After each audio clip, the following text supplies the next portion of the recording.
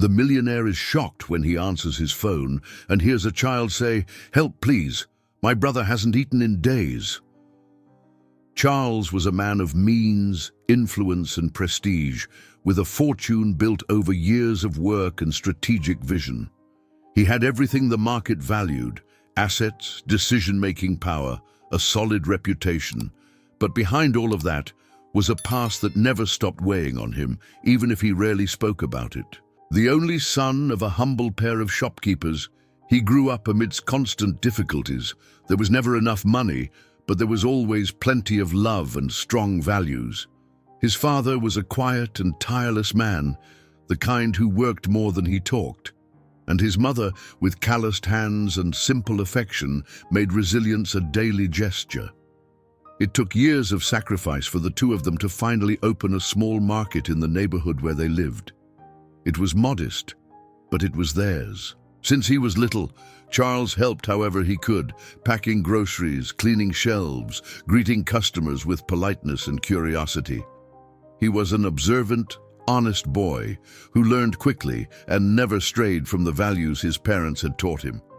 He grew up that way, shaped between effort and affection, between limitations and hope. In time, he became a determined and warm adult, guided by a clear dream: to turn the family's little market into something bigger, stronger, more lasting. When his parents died, Charles threw himself even deeper into his work. Grief became focus, and that small business became the seed of a chain of markets that quickly grew. He expanded, modernized, hired, multiplied. In a short time, his name became a reference in the field. The business spread, and his fortune grew with it. But along with all that came distance. He was still a kind man, remembered the names of many employees, treated everyone with respect. But he was no longer present on the shop floor, didn't see the aisles, didn't hear the demands directly.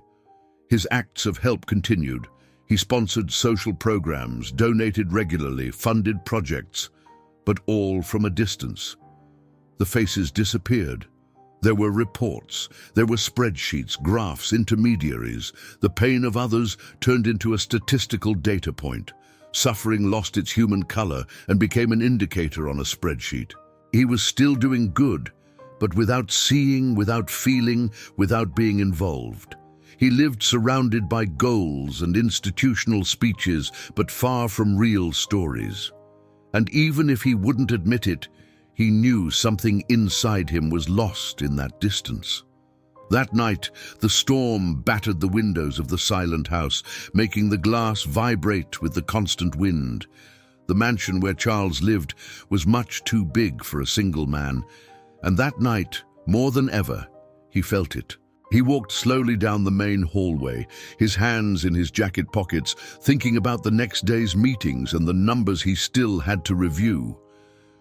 The sound of rain outside mixed with the quiet hum of the heating system, creating an almost hypnotic feeling.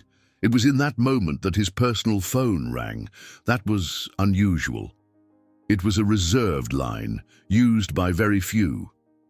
The sound broke the silence like an unexpected alarm. He looked at the screen, confused, didn't recognize the number.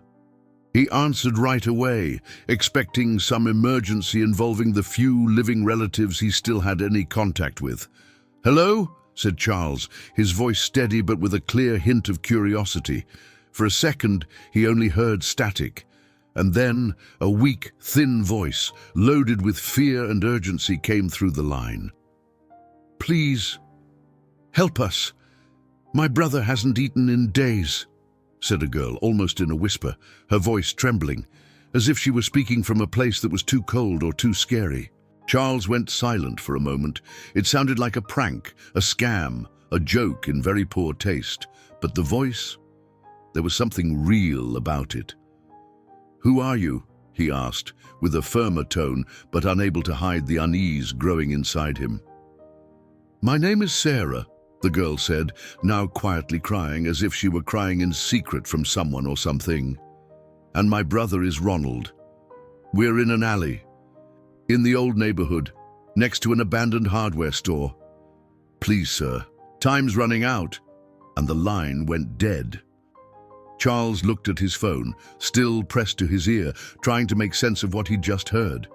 He stayed there, frozen, mind spinning in circles. Was that real? He murmured to himself, as if the silent house might answer. He slowly sat on the arm of the couch and rubbed his face. He thought about calling someone from his team, asking them to check the address, to send someone over. But he hesitated. It had all the markings of a trap. He was a public figure. People had tried to scam him before, but something in that voice. That was despair. You can't fake that, he said, staring at the phone in his hand. What unsettled him most was the familiarity, not with the girl herself, but with the pain in her voice. It was the same kind of silence he remembered from his childhood, the same muted kind of urgency.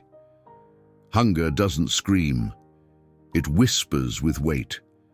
It was the emptiness he knew all too well. Without thinking much more, he got up, walked to his room, put on a heavy coat, pulled on his boots, grabbed his car keys, and left. The rain beat hard against the windshield as he drove through the flooded streets. The tires cut through the water with difficulty, as if they didn't want to move forward, and Charles, firm behind the wheel, didn't take his eyes off the road.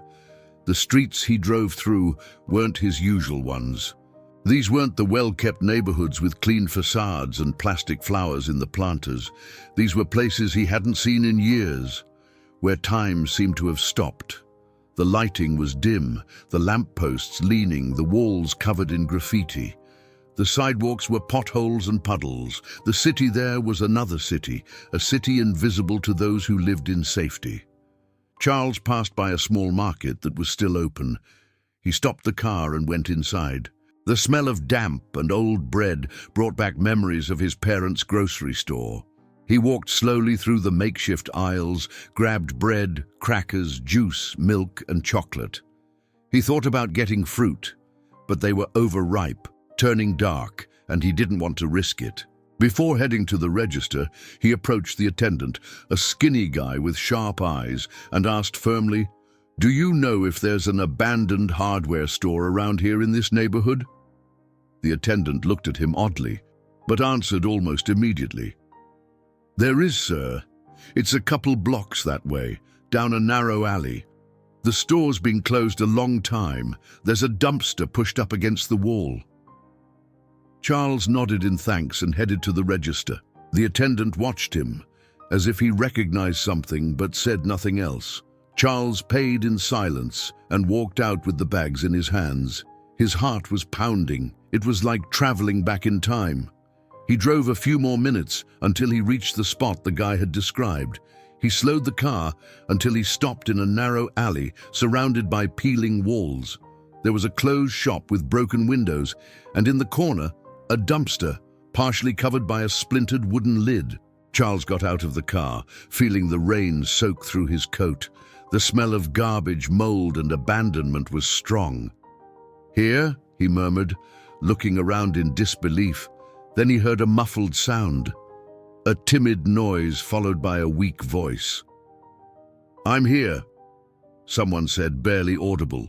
He cautiously approached the dumpster, lifted part of the lid, and saw them. A girl and a boy, curled up under wet blankets. The boy, Ronald, seemed unconscious, his face feverish, his skin grayish. The girl, Sarah, was awake, her eyes sunken, her hair stuck to her forehead. "You came," said Sarah, her voice choked, her face lighting up in the middle of the cold and darkness. "I knew you would come. I told him you would." Charles didn't answer. He knelt in the mud, feeling his pants soak through, not caring. "My God," he murmured, staring at the two of them wide-eyed. He opened the bags and handed them what he'd brought. "I brought food. Eat, please." Sarah held the bag in both trembling hands. She opened it slowly, as if it were too fragile to touch. She took a chocolate bar and looked at her brother. "Ronald, look, he brought..." She tried to wake him, But Ronald just barely moved his eyes, unfocused. Sarah broke the chocolate and put a piece in her brother's hand. Then she knelt on the wet sidewalk and pressed her face to the ground, crying, "Thank you. Thank you, sir. Thank you. I knew." Charles remained kneeling on the wet sidewalk, watching Sarah cry with the chocolate bar still in her hands. The girl thanked him as if it were everything, as if that simple gesture of presence and food was a miracle. The silence between the three was broken only by the distant sound of persistent rain and Charles's own heavy heartbeat. He took a deep breath, looking at the boy who was still barely moving, feverish, too fragile for his age. Sarah was still sobbing softly, but now looked at him with eyes that, although exhausted, had a hint of resolve. "Sarah," said Charles softly, trying not to scare her, "why are you here? How did this happen?" The girl slowly lifted her eyes as if they were too heavy. Her face was stained with dirt, her hair stuck down from the rain. "It all happened after Mom got sick," Sarah said, trying to keep from crying. "We never had much, you know, but she tried, did what she could." Charles leaned a bit closer, pulling his coat over Ronald, who shivered even without the strength to complain. "What happened to her?" he asked, worried. "She always had some hard times," Sarah said, looking down. "Sometimes she'd cry all day, sometimes she'd lie down and not eat, sometimes she'd yell at us for things that hadn't even happened. Other times it was like she forgot everything and hugged us, saying it would all get better. But it never did." Charles listened silently, hanging on every word. She'd already been to the hospital once, but nobody really helped. They said she needed to take medicine, but she'd forget, or she didn't want to. We never really knew. I was little. I didn't understand. "And your father?" Charles asked, trying to understand the family structure. "There isn't one," Sarah said firmly. "There never was. She said he left before I was born. And after that she never had anyone else. It was just us three." Charles nodded softly, respecting the girl's pace in telling her story. "One day she fainted, fell down in the kitchen, plate still in her hand. I didn't know what to do. I screamed. The neighbors heard and came. One of them took her to the hospital, and she never came back." "And you two?" "We were alone. At first they said they'd take care of us, that it'd just be for a little while. A man in a vest showed up saying he was from the government. He said Mom would be hospitalized and we'd go to a safe place." "Was it a shelter?" Charles asked, his tone softer. "That's what they said. But it wasn't safe. It was an old building with other kids, a lot of kids, and the adults yelled at us all the time. Nobody explained anything. We slept on the floor. The food came on trays, but there wasn't enough for everyone." Charles clenched his fist discreetly, feeling a quiet anger growing inside. "I tried to stay calm, take care of Ronald, but in the very first week, they said they were going to separate us. He'd go to a place with younger boys, and I'd go somewhere with older girls. They said it was better that way, that each needed a different kind of care, but I couldn't leave him.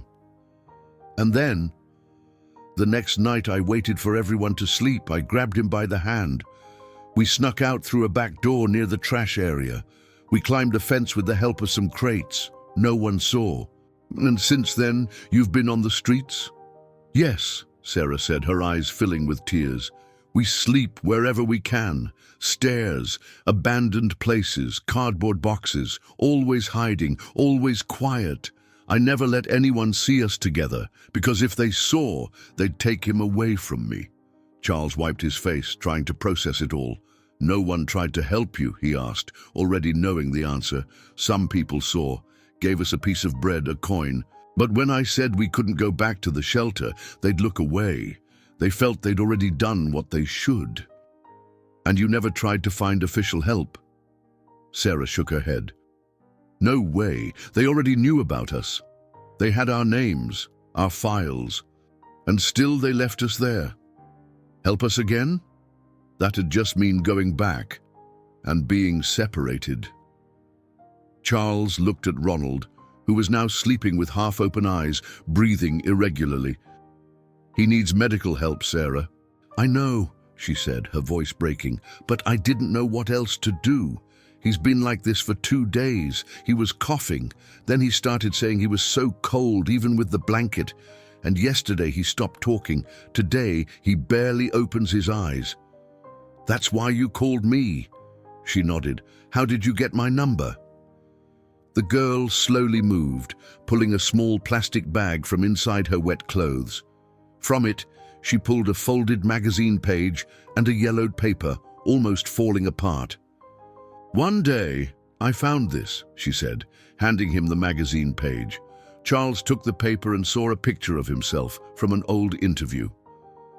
"You," said Sarah, pointing with her finger, "you were smiling, but it didn't look like a fake smile. The caption said you helped people no one else saw." He looked at himself in the photo. It was from years ago, a philanthropy event. "I kept it. Don't know why, I just did. Folded up in the bag like it was important. And the number. I found it on a rainy day. I was rummaging through some cardboard boxes behind a print shop. I found a pile of wet paper. Almost everything was smeared, but in a corner of a flyer, there was a number printed in small letters. A different number.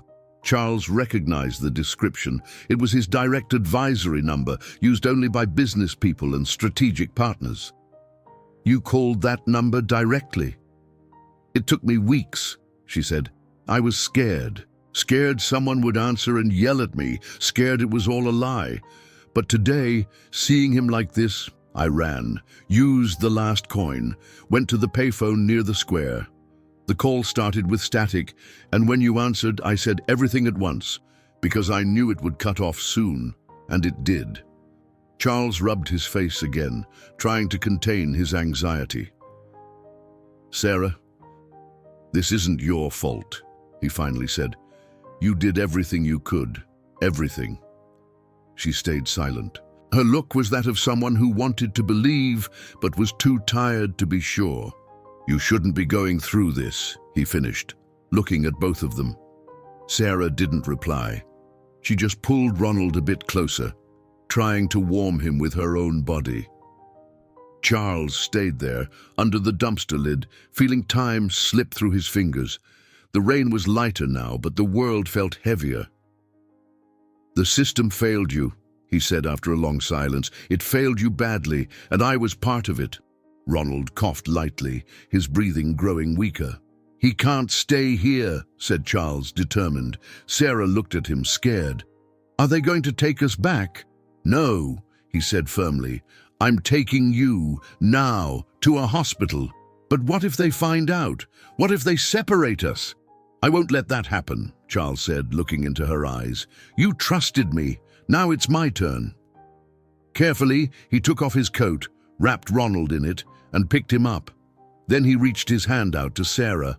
"Come on, before it gets worse." She hesitated for a second, then held his hand tightly. Charles led them to the car, turned the heater all the way up, and drove in silence. The road was a blur of water and lights. The car felt too small for the weight it carried. Charles parked right in front of the hospital's emergency entrance, not caring about rules or protocol. He rushed out, still with the coat wrapped around Ronald's feverish body. The boy, pale and almost unresponsive, was limp in his arms like a soaked rag. Sarah followed close, quick steps, her face streaked with rain and fear, wrapped in a thin blanket that no longer kept anything warm. The two of them were covered in mud, and the contrast with the clean, brightly lit hospital lobby was jarring. As soon as they stepped through the automatic doors, a blast of air conditioning hit them. Charles went straight to the front desk, his breath heavy, his gaze urgent. "I need immediate attention," he said firmly, placing Ronald gently on the padded bench next to the reception. "He has a high fever, irregular breathing, and she," he pointed to Sarah, who was trembling, "is exhausted." The receptionist, a woman with a tired face and spotless uniform, widened her eyes at the unexpected scene. She shot a suspicious look at the two muddy kids, then at Charles, who stood his ground. "Sir, are these children with you?" she asked, clearly confused. "Yes, they're under my care now, and they need to be seen urgently." Before she could react, a security guard approached, moving with purpose. Not in a threatening way, but because of the unusual situation. His eyes moved between the dirty children and the well-dressed man, soaked from head to toe. "Everything all right here?" the guard asked cautiously. "Do you need anything, sir?" "Yes, I need you to stop staring and start acting," Charles said, firm but not raising his voice. "This boy might not make it through the night if he doesn't get help right now." The receptionist was still hesitating, trying to process the situation. "Do you have any documents? Any legal connection to them?" Charles took out his wallet, slowly opened it, and showed his ID. The name was unmistakable. The receptionist's eyes widened, instantly recognizing him. "Charles?" she said, surprised. "You—" "That's me," he confirmed. "And these children are with me. If I need to sign something now, I'll sign. You can sort out the paperwork later, but please now." Faced with the firmness in his voice and the boy's critical state, she picked up the phone and quickly called the medical team. A doctor appeared minutes later with a nurse. Seeing Ronald, he ordered him taken straight to pediatrics. "Visible malnutrition, signs of respiratory infection. Take him straight to the pediatric ward," the doctor said, wasting no time. Sarah, meanwhile, was taken by a nurse to a separate room. She got clean clothes, a hot shower, and a tray of simple food, which she stared at for long seconds before touching. She was afraid someone would take it away. She ate slowly, hands still trembling, as if being there was a mistake. Charles stayed. He sat in one of the waiting room chairs with the wet coat across his lap, his eyes fixed on nothing. His face was tired, marked by something even he couldn't name. It was after 3 in the morning when a nurse came to ask if he needed anything. He just shook his head. He wanted to stay, needed to stay. It wasn't just responsibility, it was presence. The silence of the night was broken only by the distant sounds of heart monitors and the rain still going outside. When day broke, the first activity in the hospital also brought the first noise from outside. An employee, filling in the entry record, noticed there were no relatives listed for the 2 children. He wrote that down on a clipboard. Later, a janitor, curious to see Charles asleep in the chair with Sarah leaning on his arm, snapped a picture from afar. It was a simple image. Him from behind, his hair wet, the girl gripping his hand tight. The image went viral in small circles on social media before noon. And soon, the questions began. Is it really him? Some asked. Why would he be in a hospital with strange kids? Charity or publicity stunt? Is it some new project? The news started speculating. Gossip sites gave room for the potential scandal. Comments popped up, some praising, some accusing, many just trying to understand. Charles's presence there, with 2 children in critical condition, was something no one could ignore, nor explain. In the hours that followed came the cruelest part of all: bureaucracy. A representative from social services was called as soon as the hospital notified them of the unaccompanied minors. The man arrived with a leather briefcase, an impassive expression, and lots of questions. He sat down with Charles in a private room.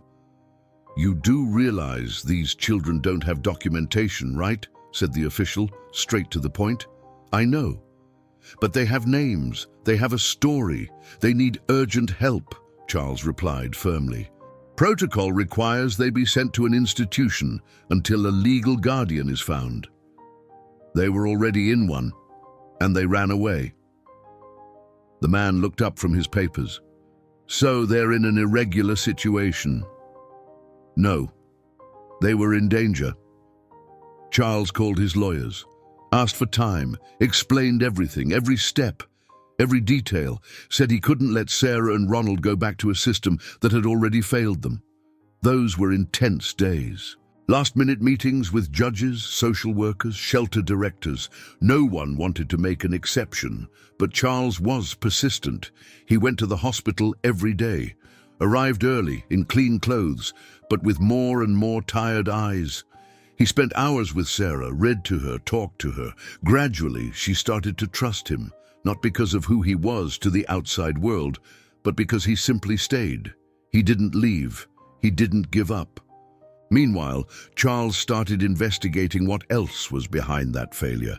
He talked to nurses, social workers, even shelter janitors. He discovered many shelters were just for show, places that received funds, including from him, but didn't really provide conditions. He made surprise visits, saw torn mattresses, apathetic children, files filled out with names that didn't exist. He found papers signed by people who had never been there. Forged documents, fake reports, all operating behind the shield of NGOs, with pretty speeches and flawless presentations. Some of them even had his own foundation's seal. And that hit him harder than any public scandal. It was like realizing he had, with good intentions, fed a rotten structure. He felt anger, he felt shame, he made a decision. He broke contracts with several institutions, released a public statement, publicly exposed the schemes, fired directors from his own foundation, faced the outrage of partners and irritation of shareholders. "You're risking your reputation," they said. "You shouldn't get personally involved." "Are you trying to look like a hero?" He answered with silence and action. He put together a new, small team, made up of people he trusted, created a direct network, no middlemen, no marketing promises. It was real help on the ground with those who needed it. Meanwhile, Sarah and Ronald remained under temporary guardianship. Ronald's health improved, slowly but surely. Sarah stayed cautious but no longer shrank back. She asked about the world, wanted to know how laws worked, said she wanted to study, needed to know how to fix all of this. Charles knew he couldn't adopt them, that there were legal and moral limits. So he started searching for relatives, dug through records, cross-checked data, hired help. With the support of a former foundation employee, he located a great-aunt on their mother's side, a simple woman who lived alone on a distant farm. No phone, no internet. When she learned about the situation of her great-niece and great-nephew, she was shaken, but she didn't hesitate. "They have a home if they want it," she said over the phone, emotional. "It's not much, but there's space, and there's love." With psychological support, a social assessment and financial aid, the woman was deemed fit. Charles broke the news to Sarah one evening, sitting next to her in the hospital cafeteria. "We found someone in your family," he said softly. Sarah looked at him silently, eyes welling up. "She wants you with her. She said there's room. She wants to take care of you." The girl didn't answer at first. Then she bowed her head and cried softly. "But I have one condition," she said through tears. "I want to keep studying. I want to learn how to change this. I want to know how to do things right, like grown-ups do." Charles smiled for the first time in days. "You will," he said. "You'll have all that, and more." At their farewell, Sarah hugged him tight. They stayed that way for a long time. "You're not my savior," she said firmly, "but you were the only one who listened." Ronald hugged him too, stronger now, smiling with one baby tooth still missing. After they left, Charles didn't stay away. He visited whenever he could. Sarah wrote letters, sent drawings, then report cards. She wrote saying she wanted to study law, that she wanted to work with laws, that one day she'd protect kids like herself. Ronald, now healthy, ran, laughed, asked too many questions, and Charles laughed with him. He felt time move through him again, and every time he crossed a dark street, a forgotten alley, he remembered lifting that wooden lid, The girl shivering with cold and hope, the boy lying still among soaking blankets, and he remembered that that night, beneath the world's rot and silence, he had rediscovered his own humanity. If you enjoyed this story, don't forget to subscribe to the channel, leave a comment, give it a like, and activate the notification bell so you don't miss any of our upcoming videos. See you in the next story.